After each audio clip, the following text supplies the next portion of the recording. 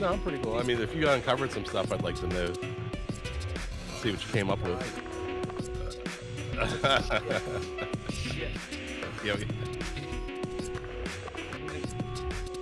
We go all Bernie Sanders on you. Yeah. Already found out I'm a pussy because I shiver when I drink whiskey. Oh, no. Everybody shivers when I drink whiskey.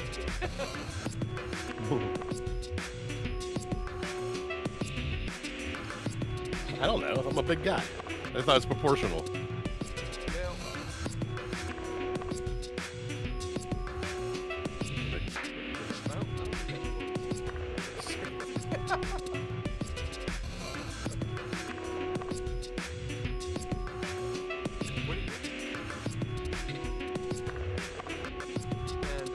Then you say hello.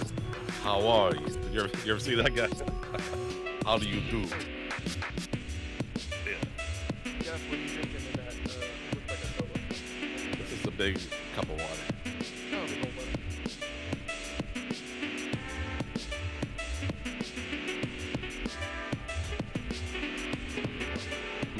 I'm sure the microplastics that are falling off into my water from this cheap 10-cent soda cup is just as bad as the alcohol you're drinking.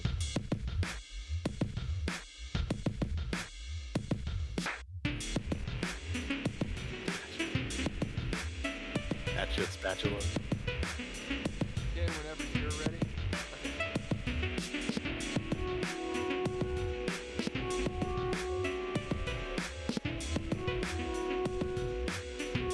We always say it's weird every single time.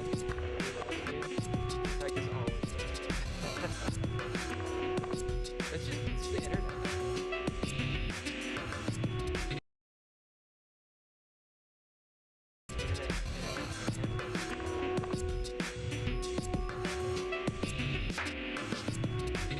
You still hear me?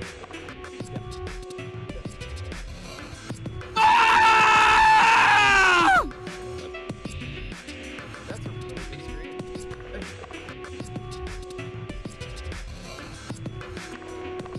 One time I was on a contestant on a game show, and you had to bring your own buzzer.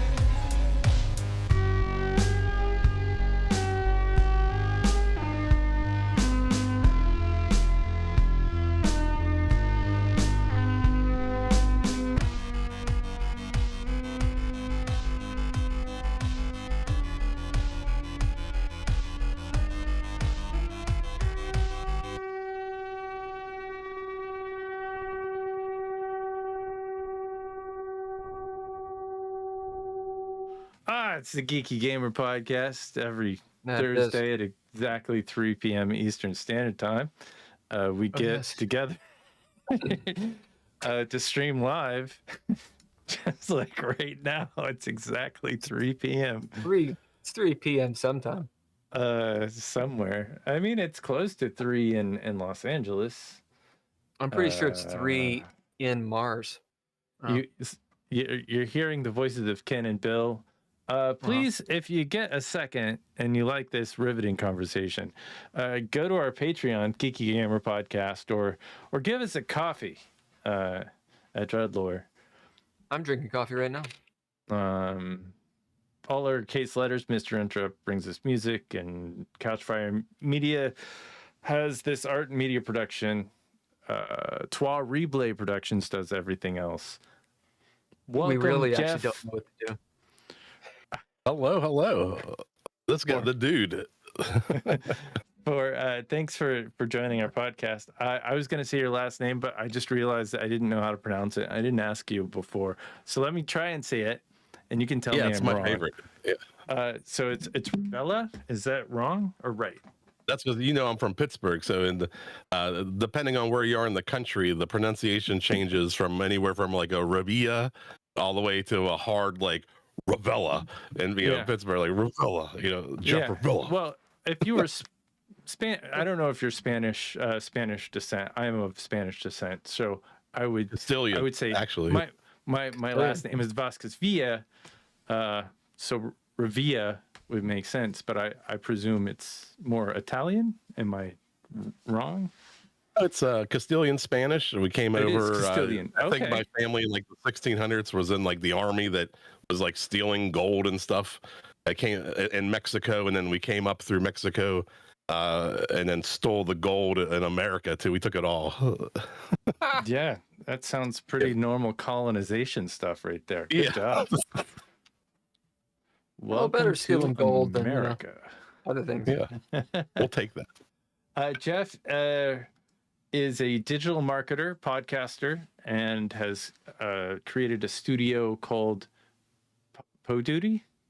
Poduty? Yeah, that's good. I like Poduty. Poduty. Poduty. Poduty. Poduty. It's that pronunciation also changes depending on where you are in the country. And he's a host of a trivia podcast called Stuff I Never Knew. We're going to talk some podcast stuff. Podcast stuff. What's going on? That's what I do. We can part time. Is that image behind you? Is that the studio? That's a real. Yeah, it's reversed right there, thanks to OBS and me not getting my settings correct. So it would actually look complete 180 different. So it's on the other but side. yeah, we have like a little 40-seat theater with cameras all around. All the events can be live streamed. Guests, just like we're having an interaction here where you're in different states than I am, you could be on this stage almost like a portal, bringing in guests from all over the country. People are watching you live. Then you're live streaming the whole thing out, and everyone's interacting. It's a really cool experience getting it all this tech put together to have like a central point for the world to connect in real time. Whoa, that's wild. I think it's super cool. I mean, that's extremely cool. Well, I'm interested, of course, in all the tech side of that and how who has shot themselves trying to make all of that work. It took it took some time. I am running separate mixers for the house for the live stream.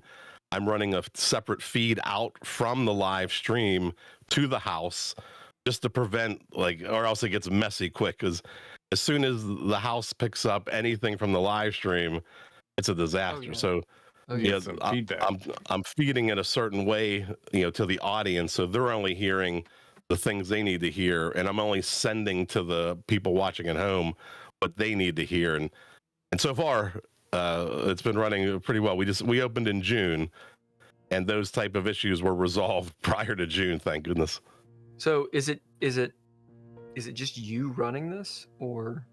Myself and my daughter, really. She runs the front of the house. I'll produce in the back. There's what you can't see over on this side is there's a curtain with a control room. I'll produce the show. People come up on stage. They run. I usually say you want to try to produce like a 90-minute event. If your podcast is only 45 minutes, do a 15-minute Q&A and a 30-minute meet and greet. People love to say hi, put a face to the name, and shake your hand, maybe thank you for a previous episode. And it just builds this event, this camaraderie that you don't get from downloading a podcast once a week. You can listen to it in your car or while you're working out, but you never get to see how it's made, or you never get to see what that person looks like. So this gives you that extra experience. You get to really immerse yourself in how they produce the show and how they work together. And then you get to meet them and like say, thanks for doing this show. That was a pretty cool episode. I also like the other one you did last week about Wisconsin bananas, because they're also known. You all know that about Wisconsin. I know the second largest banana exporter. I have no idea. I didn't think that was possible, because bananas got them Wisconsin bananas, man. Yeah, it's true. Warm. That was probably I made that up. The trivia show I host is called Stuff I Never Knew.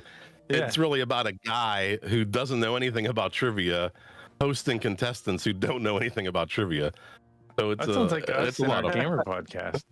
It sounds like Balderdash, that game. Yeah. It's actually one of my favorite board games. It's a machine that is used. We know when we play Balderdash in our house, all the men, every like definition is always like a machine that does something, like a machine that scrapes the foam off of ice cream. Right. And then it turns out it is. Yeah. So before we get off the world, because I'm kind of I'm geeky about stages and production and stuff like that. How did you manifest this? Like, was it an idea that you had? Did you put your own money into it? Do you have sponsors? Like, how does the space work? No, I'm paying all the bills right now. No sponsor, no private funding. This is a 7-year dream of mine. And it kind of came about. There's a platform and that I launched my trivia show on. It was called Blab in 2015. And either the internet kind of remembers Blab or you don't. And if you do remember Blab, it was this magical time. It was like one of the first 4 in the box live stream had this great social element that would just bring you 30 people to your show within like 3 minutes. You could go live and the Blab community would just converge on your room, hang out. We were playing trivia, and it just had this amazing element. People were slapping the screen, giving props. Things were blowing up. You could shake the screen and make it snow. Like, it was chaos, and it was amazing. And it got. Is this it? The Blab podcast? You can get that on Apple Podcasts and. No, it was a platform. It's called blab.im. Blab.im. Blab. IN, I think. Blab. It was a web, but it folded, so you can't find it. It grew so fast and it got unstable, and it just collapsed upon itself. Like, they had no funding, they had no revenue stream. Sure. But it was around for 2 years. Yeah, with a mini startup with no cash, and so, whenever Blab folded, so many people were left searching, like, how do we get that back? I tried, Google Hangouts was a thing back then, and Appear In and Hop In, and a couple other like YouTube Live and Facebook Live started to pop up around then, but nothing really gave you that social, experience that you got with Blab. And so my first idea was, well, if I can't find them, I'm gonna do something. Maybe I could do something in real life, like go do like house parties, like go to a basement, like a raging kegger, or go to a community park and just set up at a pavilion and just like do shows in front of people and see what happens. So I was like, oh, I could do this anywhere, kind of like this theater anywhere. And I built the first like compact thing that would fit in the back of my sedan. It was a couple speakers, a mixer, and some microphones, and a podium, because I have a podium that I wheel around when I do my trivia show.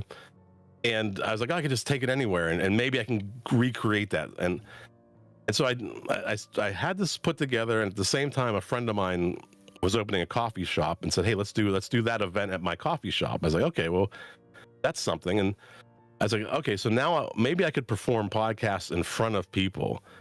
And so we got it all worked out. We're gonna do free tacos, for free drinks, or I think it was $10 included tacos, drinks, and the trivia night. And we scheduled it for March 30th, 2020. We were all ready to go. Oh yeah. Except we were 2 days, 2 weeks too late. Yeah. Yeah, ready to So, go. Nobody showed up. I had my first art showing. I had a whole art gallery dedicated to my art.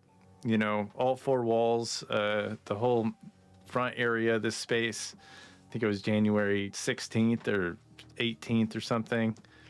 It was a big nope. So I get that. It's hundreds of dollars it took to hang everything and put everything up and get all the, and yeah, just nothing. Yeah. So yeah, I get it. So 2020 comes along, and so what did you do? Well, I had to pivot, right? You can't do public shows anymore for a while.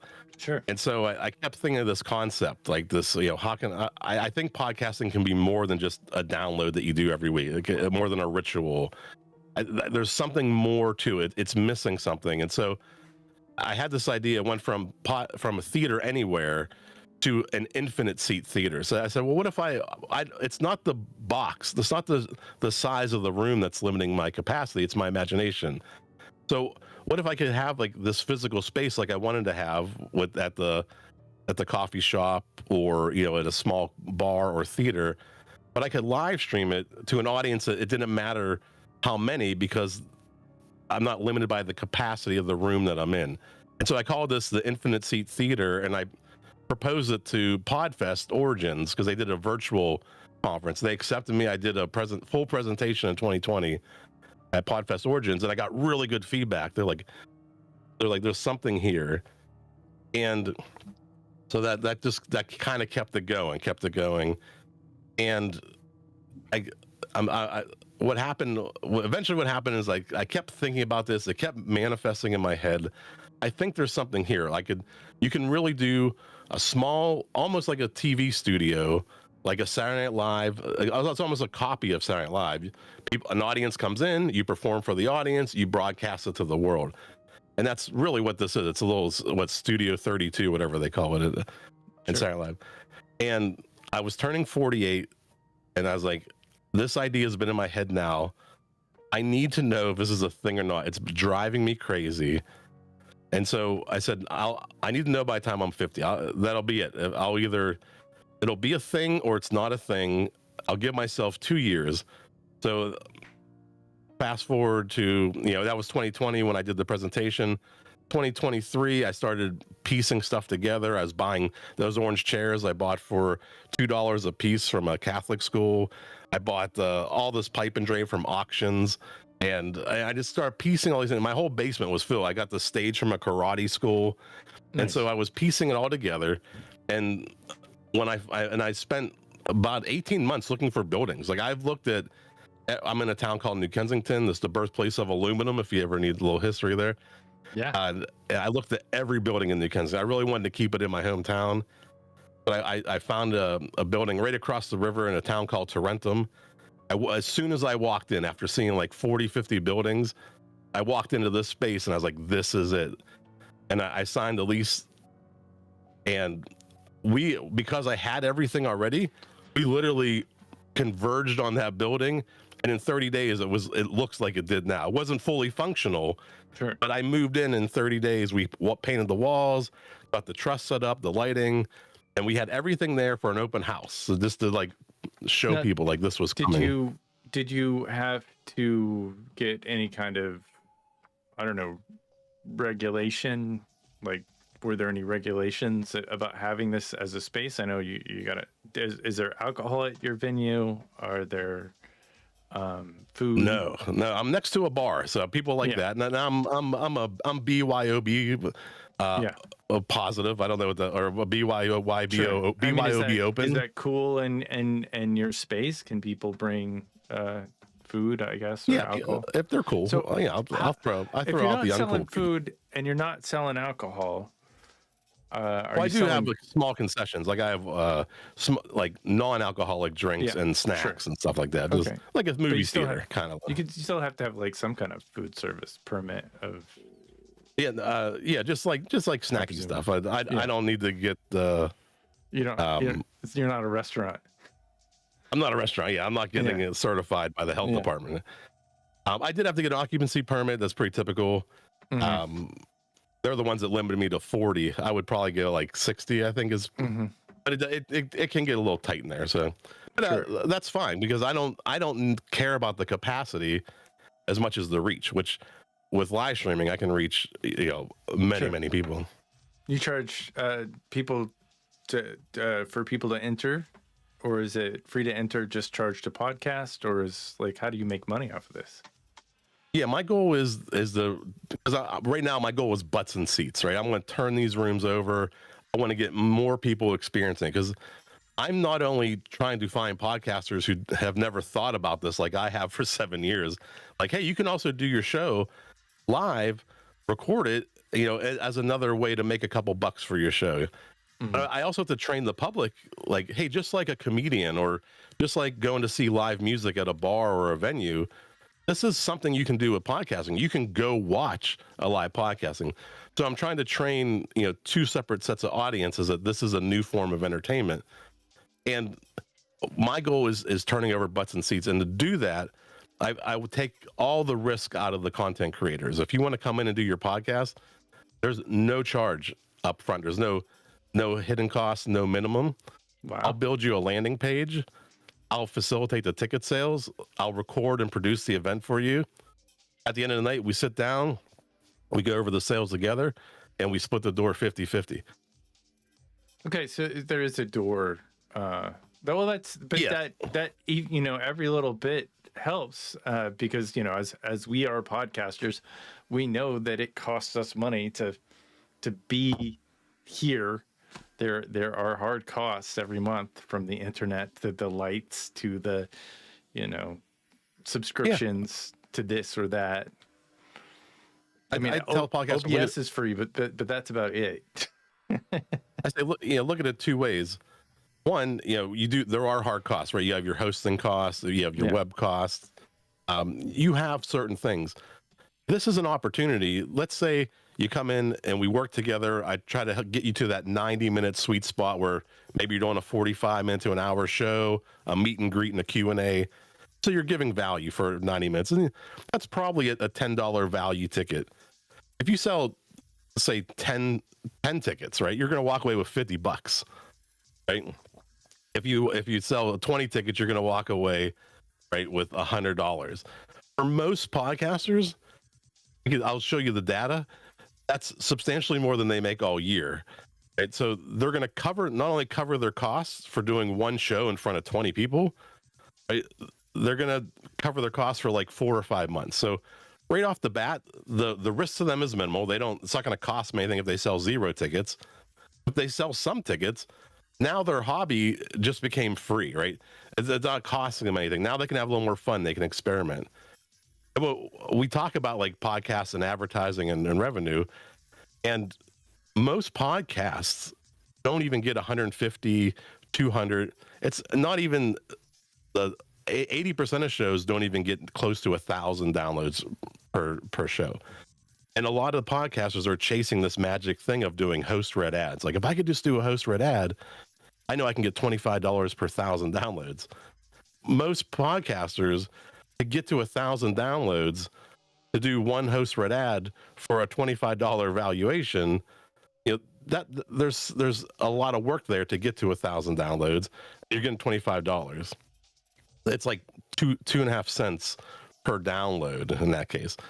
Whereas I'm saying a ticket sale is worth $5 like a download, right? Because they're there in front of you. It's 250 times more valuable thing. I'm just trying to do the math in my head.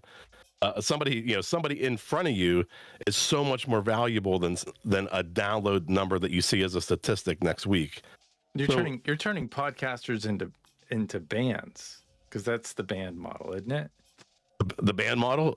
Yeah, the band model, like playing different shows. Like if there was a series of clubs like your club, podcasters could go from, like, indie podcasters could go from club to club and make $50 a night, like bands used to.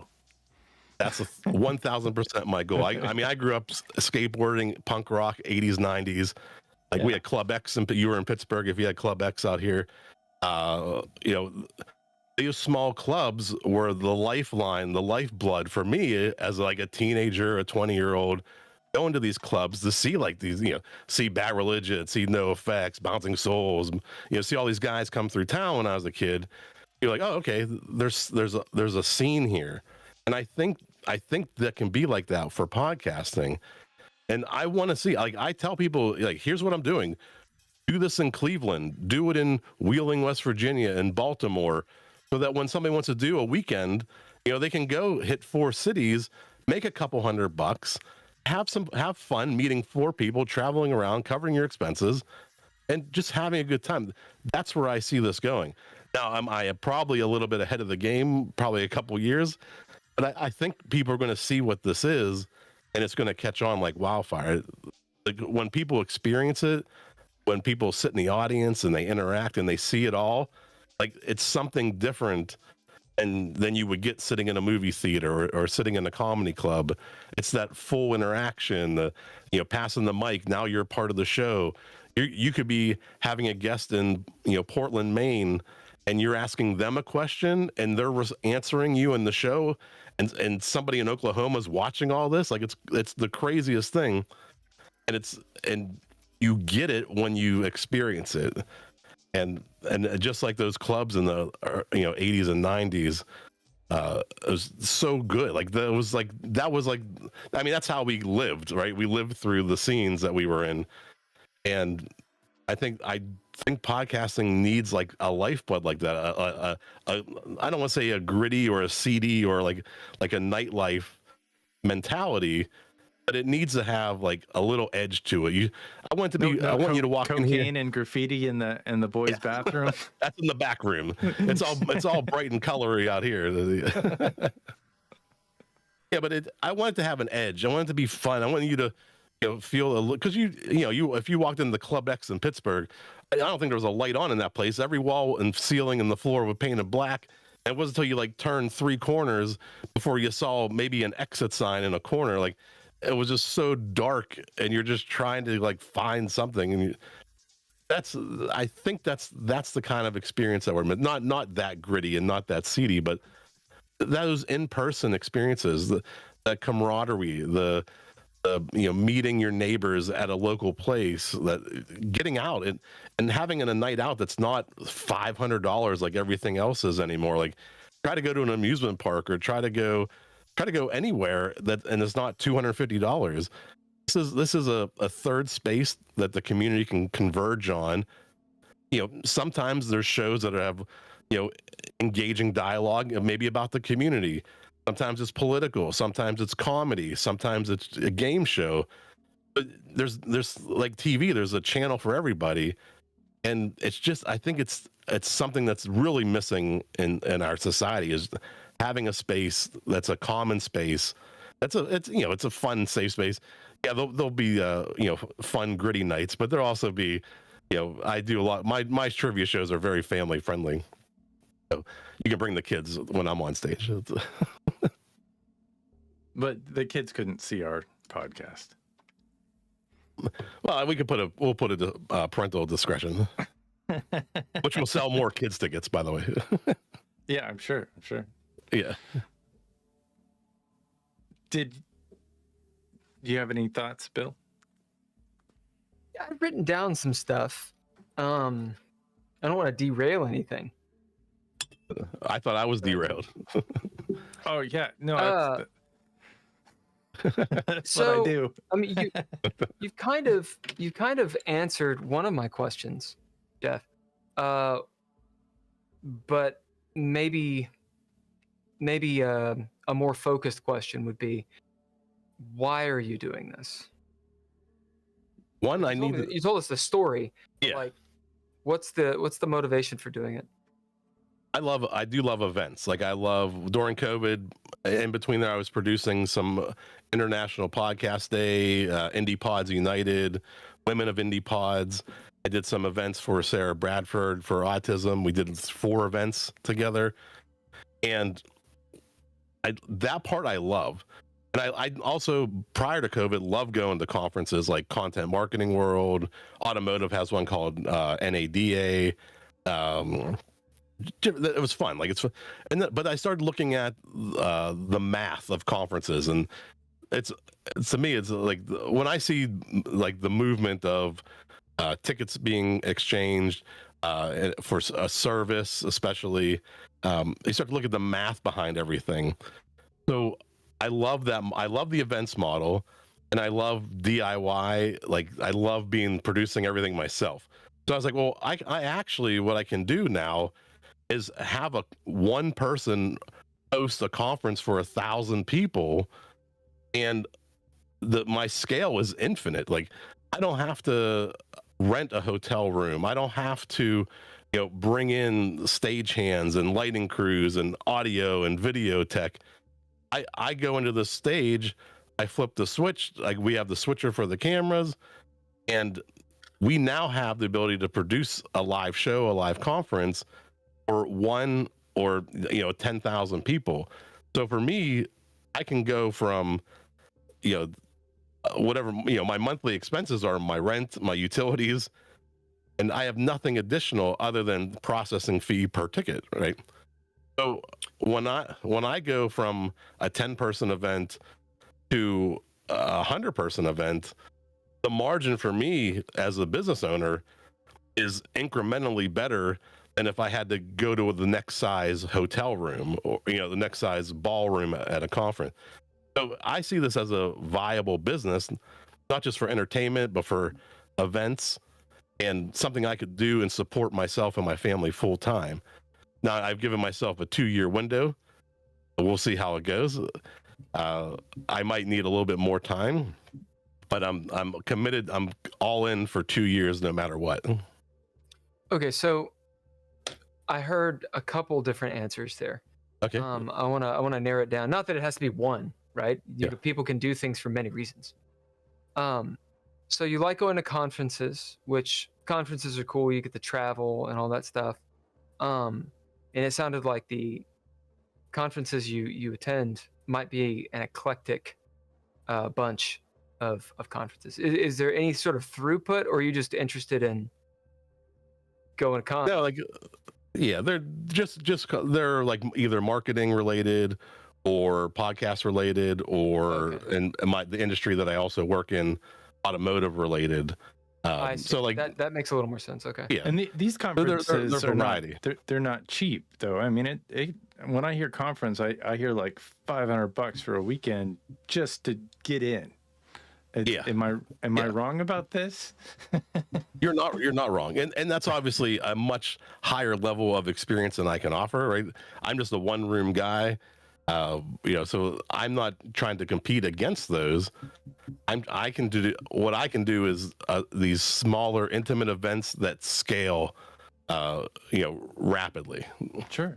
Okay, so it's a business. You're doing it because it's a business. And well, I mean, I love podcasting too. Right. I know we didn't talk about this, but from 2001 to 2008, I did own a skateboard shop, a skateboard park, and I did skateboard manufacturing in Pittsburgh. And about 2008, I got a little wrapped up in the manufacturing. I didn't know like what a housing crisis was, and I had leveraged really heavily on manufacturing. And I just watched like my sales drop like 30% a month after month after month. Yeah, Right. I had to walk away. And I've always loved like those 7-8 years, obviously, or you remember them so fondly as I was my own boss. I got to pack orders and ship stuff all over the world. It was a lot of fun. But I've always wanted to do something again. And, I waited 12, 13 years to really dip my foot back in the toe back in 15 years, actually, to try something again. I always knew I would. And this idea has just been eating at me. So I was like, all right, I think there's something lucrative here.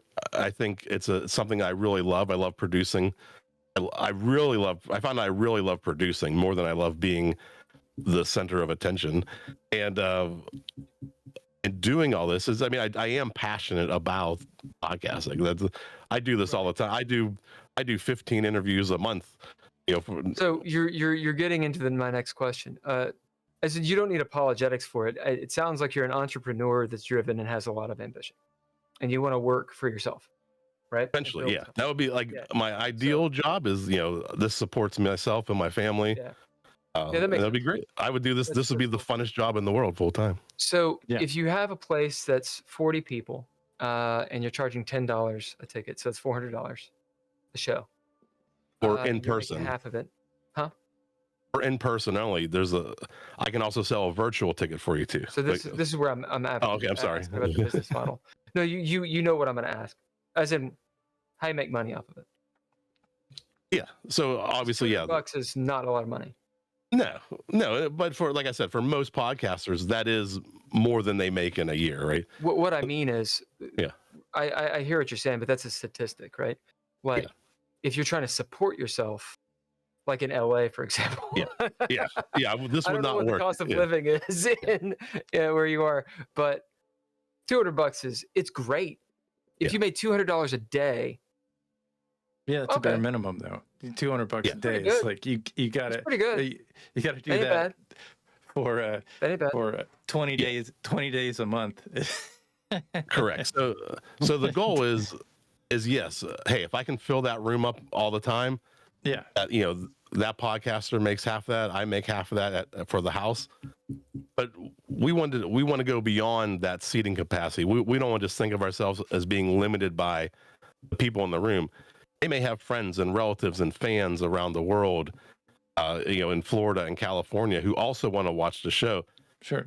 I usually don't sell the virtual ticket as the same price, although I do offer the recordings to all ticket holders. That's one thing that I didn't mention. No matter which ticket holder, you have the option as the content creator. So you would have to agree to this, that I can make the recording available for 7 days.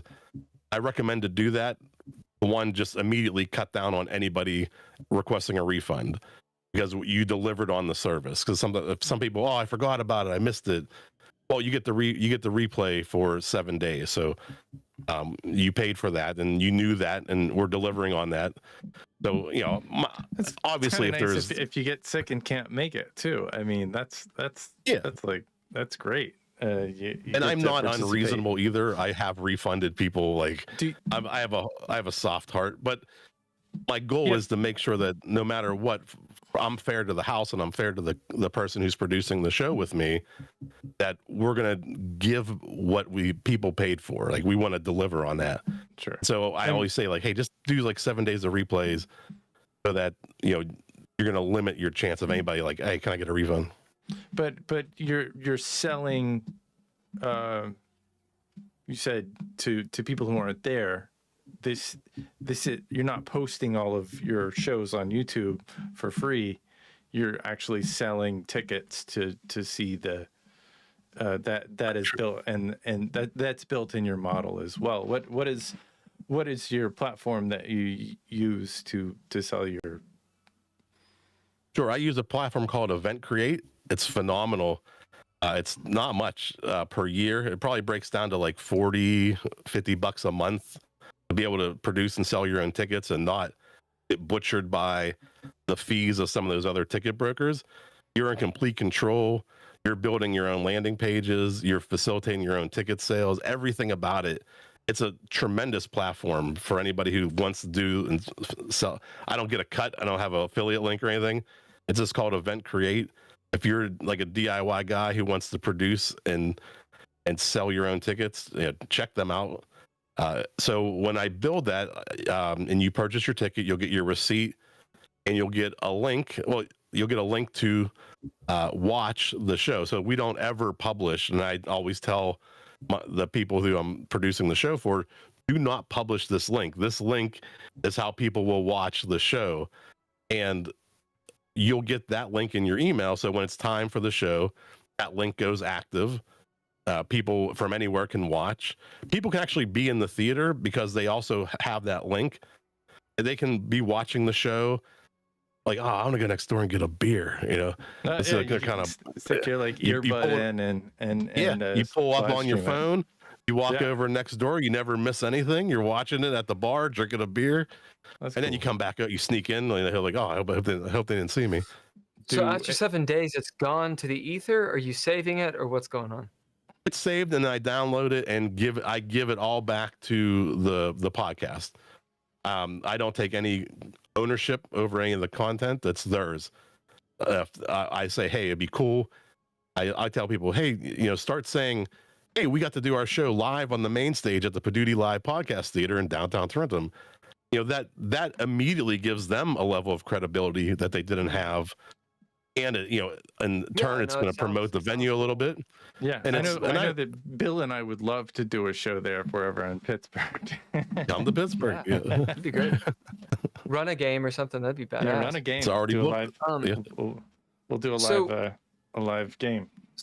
So let's say we came in and we ran a live game, right? Like the system that I created, we get a few people, we play in front of people, and then maybe have some interactions and Q&A and this whole thing. Some people have done this before, specifically with like I think D&D, Dungeons and Dragons. Critical Role I want to has say done a lot of that. Yeah, Critical Role did it. Harmon Quest, I think, did it. Yeah. With a lot of alcohol. Yeah.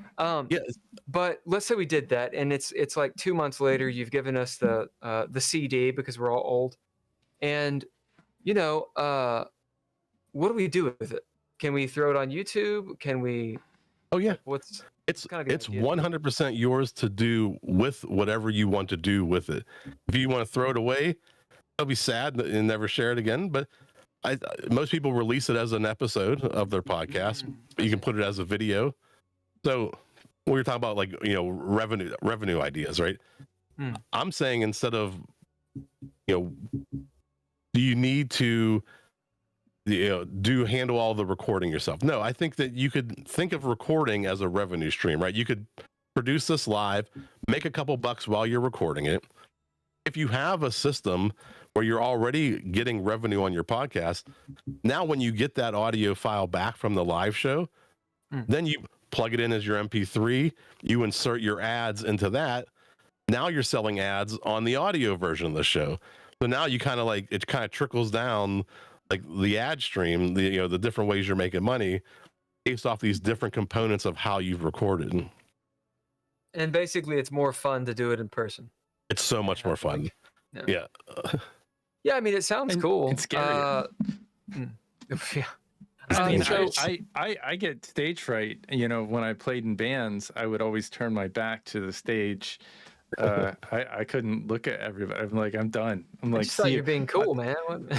The internet, on the other hand, like I feel like my back is already to the stage, and I see myself on the camera, but I feel like the judgment isn't as instantaneous. Whereas if you're gonna find that judgment in the comments.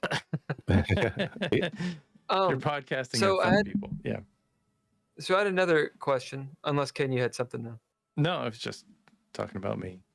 What kind of what types of guests are you looking for? Like, obviously you're open to whatever, but yeah, what's sort of where do you see it being? I haven't said no to anybody yet. So I really want this to be a community space. I really want it to be a voice of the community, all kinds of different perspectives, different thoughts. I'm a goofy guy. Like I'm a little bit loose, like, comedy wise, not morals. I'm a little bit loose with my morals. But I want it to be a fun, goofy place. The more that we're laughing and having fun, and you're bringing tears to your eyes because you're witnessing something that you've never seen done before in front of you. Like there's a front of the house where we have our lobby, where I want to have a Hall of Fame, where these moments that we've captured, we start to hang up photos from those moments.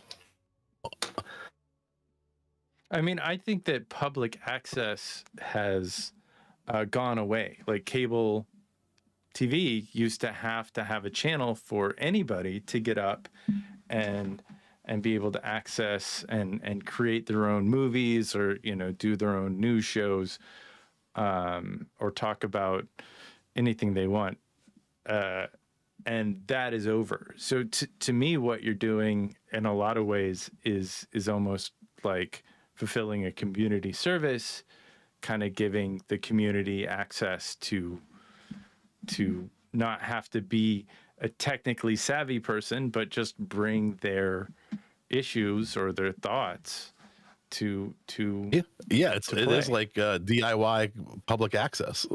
Like that's what it is. I mean, we've done fundraisers for animal shelters.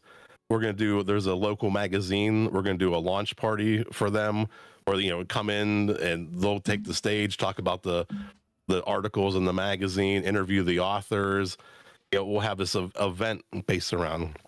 We've had a guy who was like an anti-vaxxer, did like an anti-vaxxer rally for the 3 years of getting fired for not getting the shot, right?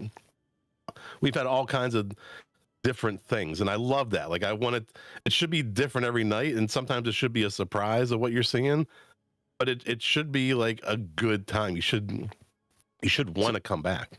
So how are you marketing this to your community? It sounds like you're immersed and people know who you are. If you're getting different acts in there, do you put out advertising saying, hey, come do this, and local zines, or are you doing advertising on like the community visit Pittsburgh website? I mean, or is it all of the above? Little bits of that. I do some social ads. The things that have really worked the last 2 months for me are these meetups. I did a Pittsburgh podcast meetup, and I'm on Saturday, I'm doing a global podcast meetup. And those, I'm getting like 30 to 50 podcasters signing up. And so my goal is, every time I've only done 2 of the Pittsburgh ones, but if I get 30 people there, if I can spin off 2 or 3 as shows, that's my goal. I'm doing 4 to 6 shows a month right now. To get to like 2 to 4 shows a week, that's going to be my goal. And I think I'm going to get there through these meetups. They're really starting to get traction. They're really starting to get people talking about the place. And it's not, and while they're there, I'm demonstrating the capabilities of the theater to the podcasters. So now they see it, they're experiencing it, and they're like, oh, this is a very unique experience. And now they're following up, and we're booking shows that way too. Is this audio and video? Or audio? The Pittsburgh one is in person only. You have to be there. Mm-hmm. But the global podcast meetup is audio and video, live stream, all free. There's no charge for the tickets. Eventually, I hope to get some sponsors for those ones. Yeah. And the I can't do this free forever, but 2010, 2011. Yeah, it was you gotta make money somehow. At some point, yeah. I was doing 6 podcasts. We had funding, but I was doing 6 different podcasts a week, and that was a grind. It was too much to even keep up with all the production. I think that computers are better than they were 15 years ago, but I mean, how do you keep up? Well, when I produce for somebody, I don't do the editing. I have a Roland VR 6 HD that I'm switching between the 6 cameras, the 6 audio sources. I'm recording it through the live streaming service, and I download the MP4. I download the MP3s, plus if they have any virtual guests, I got individual MP3 tracks for them, and then whoop, I done. Slide that. Yeah, that production. There's no post. There's no uploading. There's no meta game. There's no cutting shorts. There's none of that extra. Yeah, I'm not even running it through Levelator for them. Like they're on their own. Yeah. They got the output. Yeah, I mean, I'm providing. I think I'm giving a very good value-added service for what I'm asking for. I think if you were to just go to a place like this to rent it, you're probably at $75 to $100 an hour, to rent a space like this. So sure, my goal is to take the risk out of the podcasters so that more podcasters want to come through the door and keep getting the volume, getting the butts in the seats, turning over the room. And get the momentum going. What about meetings? I mean, just for business community people. I know this isn't podcasting, but having a business meeting where it seems like you have some space, you could that could be a potential. I know that that's not good for podcasting, but do you do any kind of meeting space? So like that? More private. What are you going to do during the daytime? Oh, sorry. Yeah. No, like a more private kind of meeting space, sort of. do you charge for something like that, or is there rental? Yeah, I do $50 rentals. I've done a lot of those, $50 an hour. Yeah.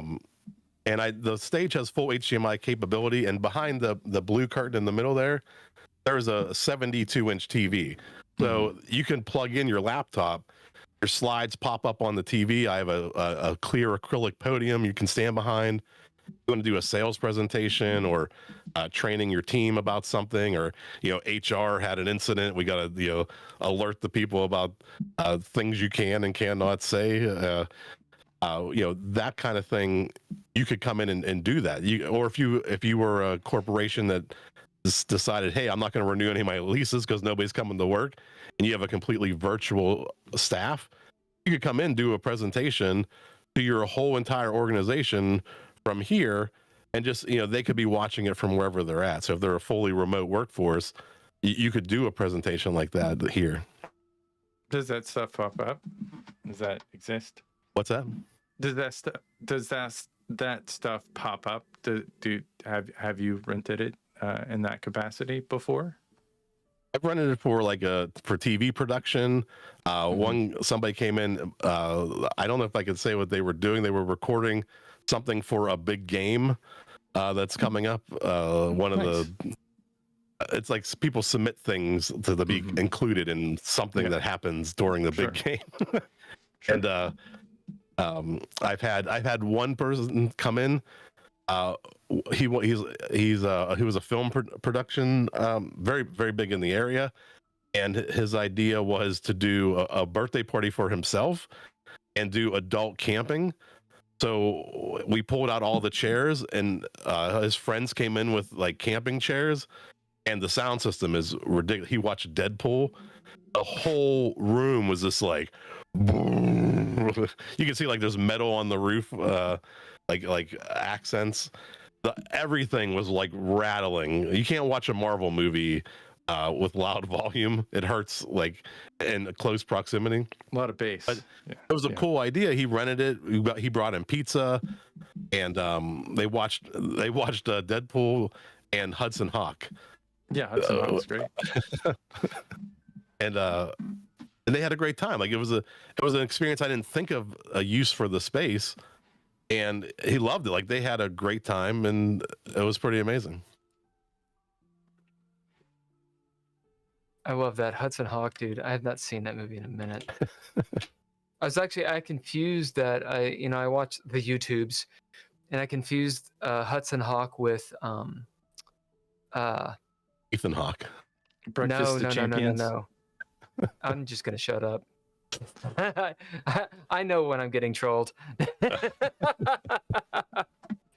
The Jackal, which is a very, very, very different movie than Hudson Hawk.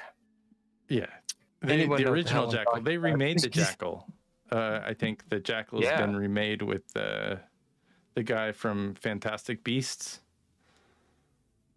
Really? The Rock.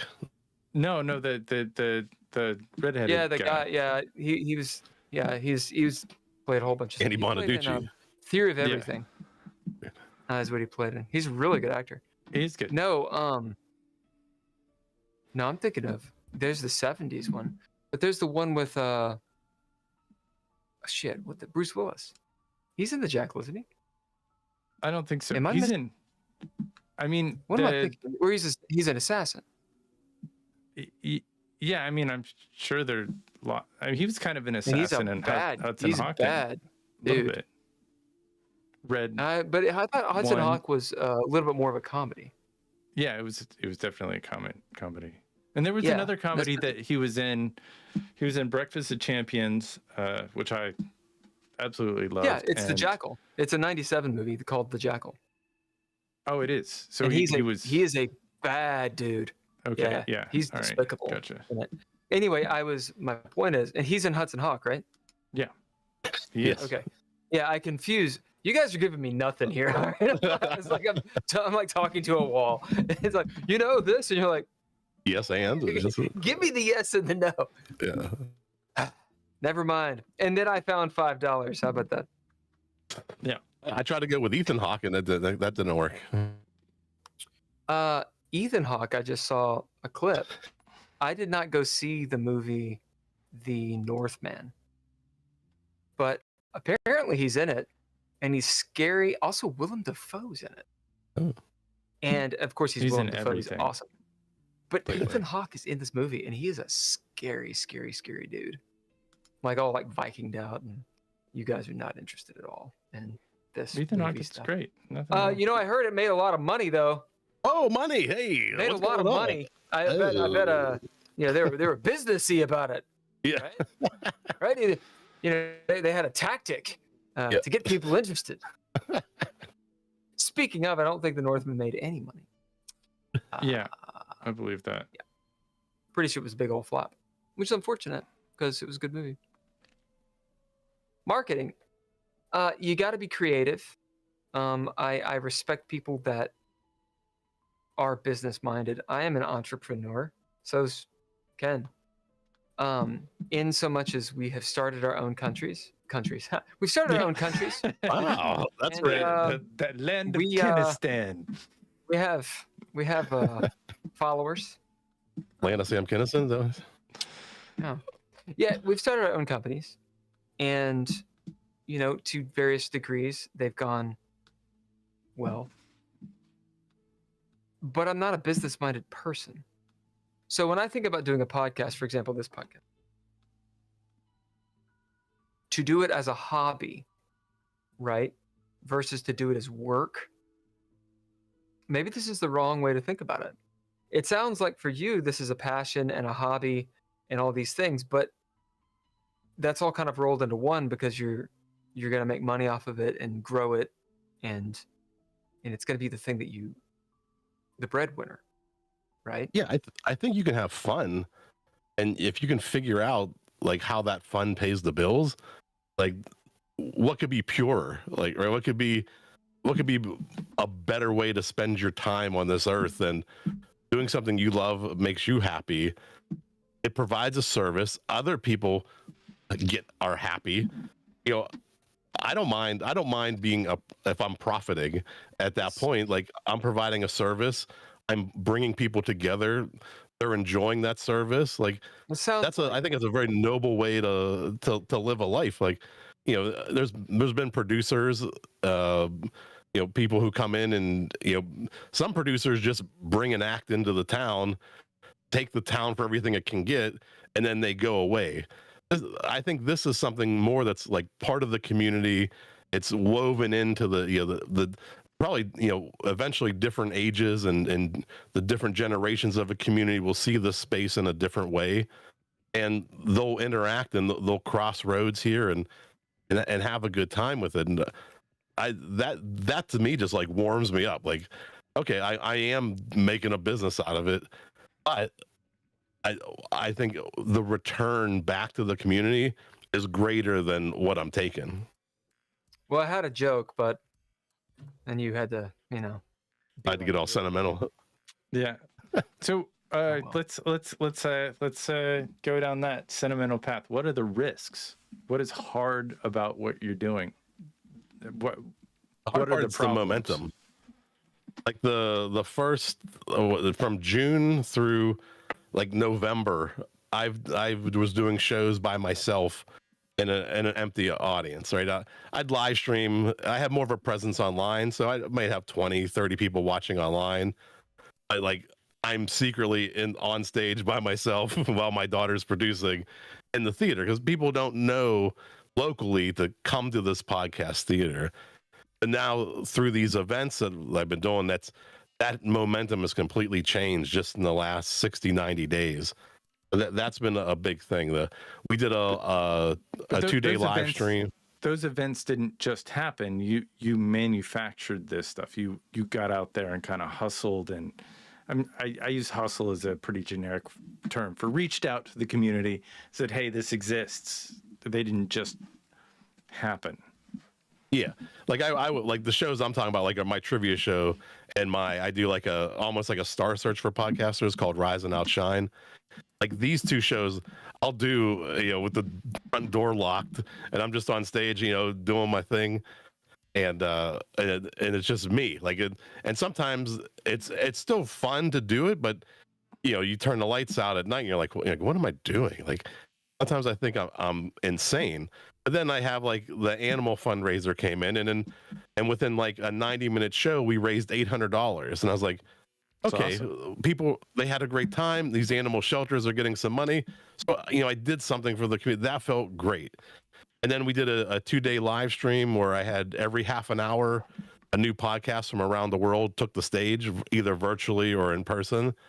And we did 2 6 hours.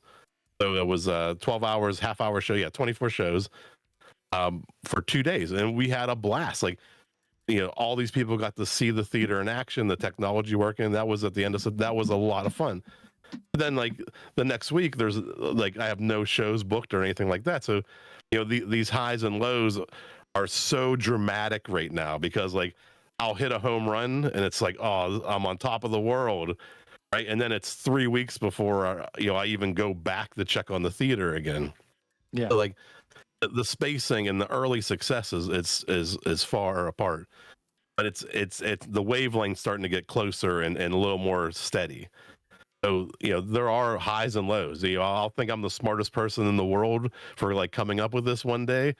And then the next day I'm like Ace Ventura in the corner of the shower, just crying. What have I done? Yeah, because you've got responsibilities and you've got things you gotta. I've been wanting to open up a studio. I've been in film production for years. Making a place not unsimilar to what you've got and created. But the thing that keeps me from doing it is I'm not sure that my community is big enough to where I could even take a risk like that. It's not about the equipment. I have the equipment. I got plenty of cameras. I have the knowledge. But the fear that I have is, it would have to make, I don't know, $1,500, $2,000 a month just to, break even. Yeah, you definitely need runway. Like my trivia show, I also sell to a local cable company, so I get some money for producing that show. So that goes a little bit towards my bills. I get a little bit of Google AdWords from a disc golf channel. Yeah, no, disc golf channel. We started in 2014. Okay, that's cool. I get a little. I have some money coming in to offset it. Now, part of when I said I looked for a while to find the right building, I was during peak real estate values, landlords going crazy over rent. Sure. It took me a while to find the right building. My rent here is $800 a month. So my risk is very low as far as my overhead. Probably my second most expensive thing is my internet's like $200 a month. Yeah. So like, for $1,000, and then electricity, it may be $100, and gas is like $100 right now because it's winter. So I'm probably about $1,200 all in for all my expenses, which isn't terrible with some of the offset that I have. Sure. I built up I built runway into this. I initially thought it was 6 to 9 months of runway, but it's probably going to be closer to like a year to 15 months of runway that I'm going to really need. So, I knew, make sure you have at least 9 months. That was originally my maximum. Sure. But you really have to work this from both angles. The public, like, hey, this is a place for you to go to have a new form of entertainment. And you got to find podcasters who are willing to come out of their basement into the lights, right? And go to a stage and perform their show in front of an audience. So you need people to play. Yeah. And I need friends. My problem is I don't have any friends. This would be easier if I had friends. Yeah, exactly. I mean, if I was in Pittsburgh, I guarantee you I'd figure out something to do once a week at your space. I promise you. All right. I would love to have a space like that here. I'm telling you, like it's a real. I think you add a lot to the community, and it's national treasure. Is that what you're saying? That's a real. It's a community service. Okay. It sounds like a community service, public access community service. Do you get any game nights? Do you have any game nights? I do like I do live trivia. Those have done better when I tie them in with, there's a street festival that happens right on my block. Mm-hmm. So I pull people in like, hey, as soon as, because it goes from 5 to 8, at 8 o'clock, I do live shows. So those ones are fun. And when I do trivia, it's fully interactive on your phone. So when I'm live streaming it, I pull up, it's called Menti. It's a service, Mentimeter. You can play right on your phone, and there's a scoreboard so that you see real-time scoring. You're playing against, people not only in the theater, but around the world. So you're kind of all competing. That is a lot of fun to do it that way. And one of the things that I would think, and I've kind of done a little bit of this, and it's something I want to do more of, is go to like comic book shops or Dungeons and Dragon stores or game shops. I bet if you put some flyers up, or talk to, because they meet every week at their places, and with the popularity of the Harmon Quest or the Critical Role, having like a role-playing type game, I think, because role-playing games meet every week a lot of times, and people love doing that stuff. So if you got a game in there, I might even watch. We should probably try to get them to interview those guys on our podcast.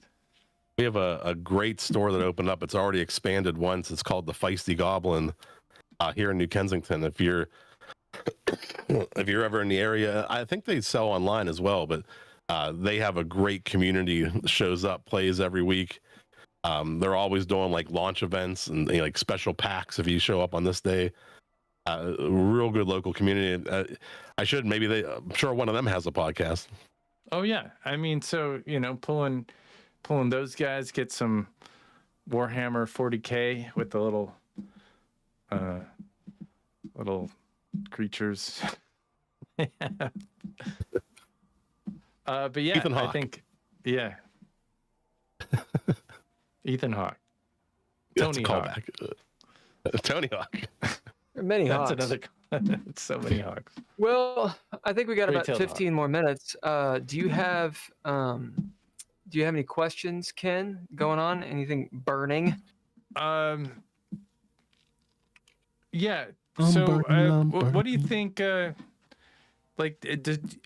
you consider trivia to be educational? Is that something that, or like, does that help with the furthering of education of the community, or do you think it's? Tell us a little bit about trivia.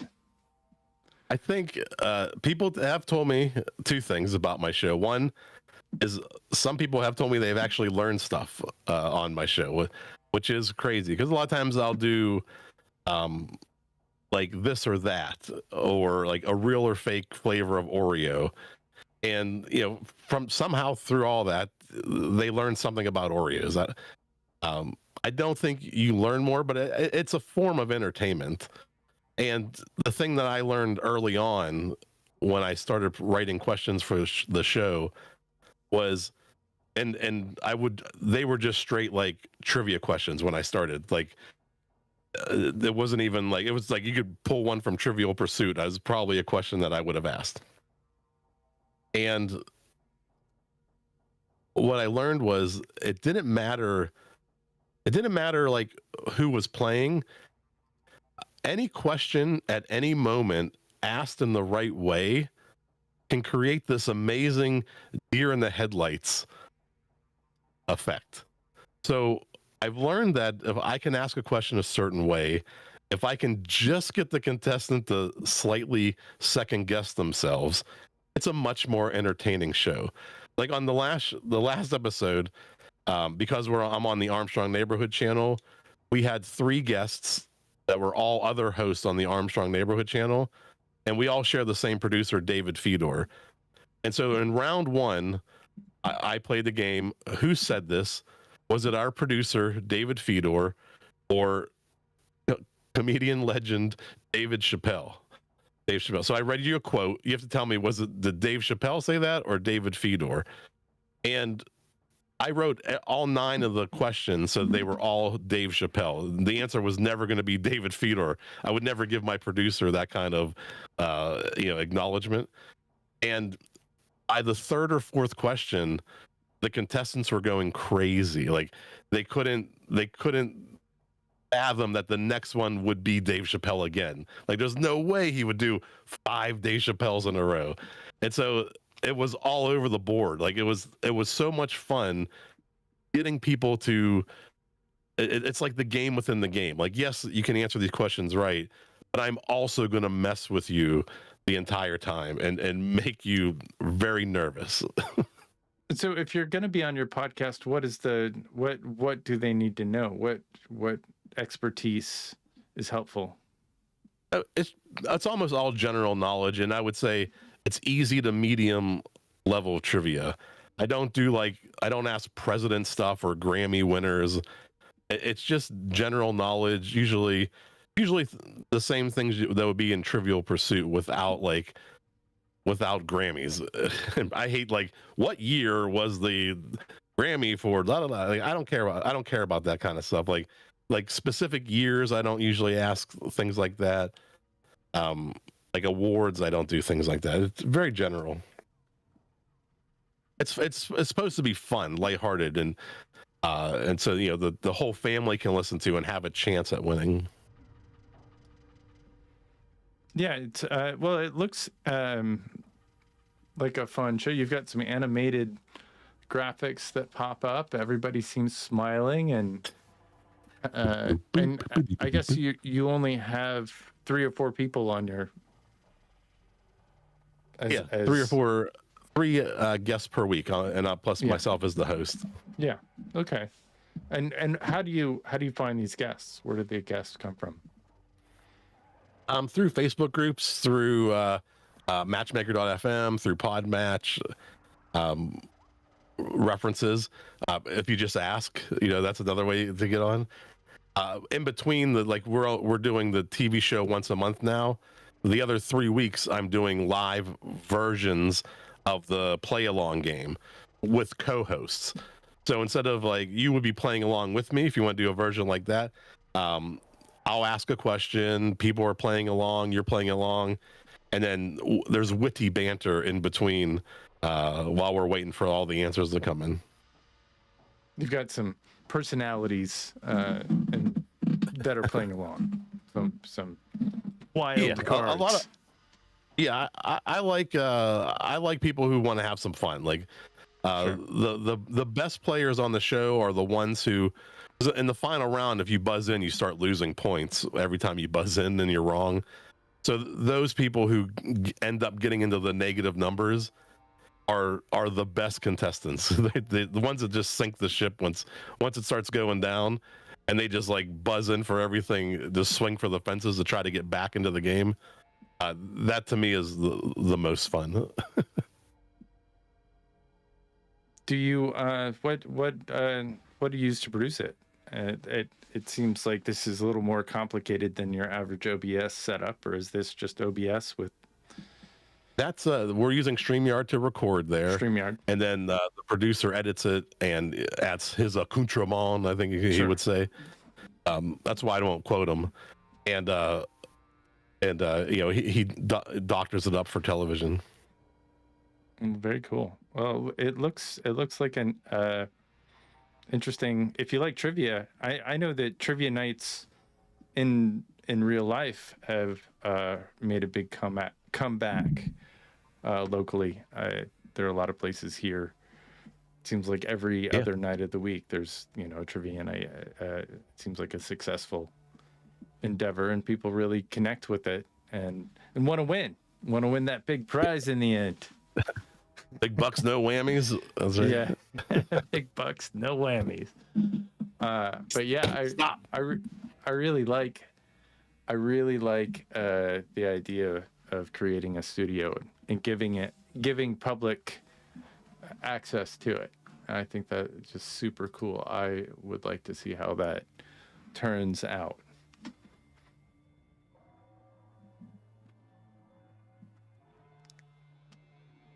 Wait, was that me? No, that was just me saying something. I was waiting until Bill said. Do you have any more thoughts, Bill? Yeah, I'm just distracted. Sorry. No, I had a couple questions, but it's all been answered. It's all been answered. Wow. I mean, like, You've answered not the it. direct questions. Yeah. Not the direct questions, but I thought when you first started talking about what you were doing, I thought that you were going a different direction with it. And upon you continue to talk about it, I was like, oh, okay. So let's mark that off. Should I give a clap or a scream on that one? On the sound effect? I was gonna say the note that I have written down is it's too good to be true, right? Like, yeah, I'm insane. I think that you don't. The business model right now is crazy. Right. And I'm well aware of that, and I want it because I want to flip over the room so much, and I want to get butts in the seats. And I apologize if I cut you off too soon. I thought this was what you were asking. No, that's fine. That's fine. It should, and that's why I stacked on the value add. Now, there's a couple things will change with that as the room fills up, as more shows book. It's not always going to be a no minimum type thing. There's going to be a supply and demand. There will be at some point, there will be maybe $100 minimum or $200, no matter what, because I already have 5 shows booked that week. If you want to play on a Friday night, you might have to do a 200 minimum or something. Like, you have to guarantee, like, it'd be like a reverse guarantee. Whereas if you were a musician booking a room, you would say, I'll play your room, but you guarantee me 500. I would kind of flip that, where you come in with your podcast, you play my room, but you guarantee the room 200 in sales, and then we're good. We'll split the rest after that. Which is pretty general for, yeah. Yeah, which is fun. But it's still kind of removing the risk up front. Right. Well, the podcasters have to bring their audience typically, because that's the way that bands work. It seems like if I go out with my band, I gotta bring the audience, because otherwise nobody's gonna show. I mean, yeah, very similar, and as my base grows too, those fans will start to trickle into other little shows here and there, and all those little shows will start to grow up. And the other way the model changes too, which I didn't really say, to be fair to the creators, the podcasters that come into the studio, it's not fair if somebody comes in, they start selling 10, they start selling 20 tickets, and then, in 6 months they're selling 400 tickets. It's not fair for the house to still take 50% of that. If the ticket sales grow, and the split will move into the favor of the podcaster.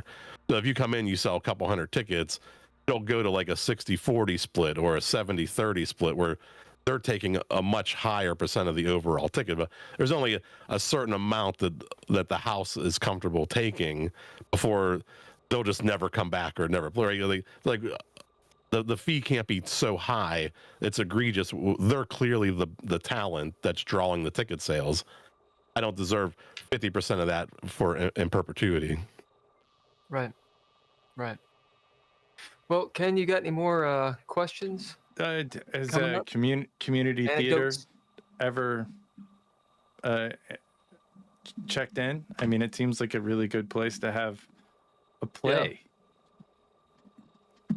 Yeah. Not yet. It's like a little spoken word or like a monologue. Like some really stripped down Shakespeare. Something. Love letters. Yeah. Do you have any last thoughts, anecdote? A joke? Well, I always say, live life like Bill S. Preston Esquire and Ted Theodore Logan. Just be excellent to each other. Excellent. Party on, dude. Party time. Excellent. Well, it's been a pleasure. You're definitely living the dream, and I would personally I There it would is. personally very much like to have a shop just like your shop in my neck of the woods, because I think it's really fucking cool. So Oh, thank you. And Very cool. it's so great to just hit like 3 towns in a weekend. It's like a dream I really see happening, and hopefully you're on the stop. yeah, please please reach out if you're ever in Kentucky or Van Nuys, Los Yeah. Angeles. For some reason you're in Los Angeles. This has been the Geeky Gamer Podcast with Ken and Bill. Consider checking out our Patreon, Geeky Gamer Podcast, or our coffee, and that would be with Dreadlore. We do love coffee. Spelled KOFI. All lowercase letters. Mr. Interrupt supplied the score. Couchfire Media brings art, media production, and Trois Replay Productions brings all that other The jazz. whole bug of whatever they do.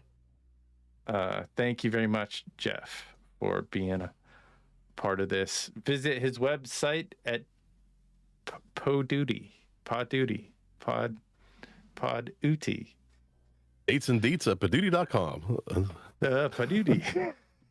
Poduty. All right. We'll see you soon. Look forward to hearing more if anything else pops up. If there's any kind of thing that you want us to participate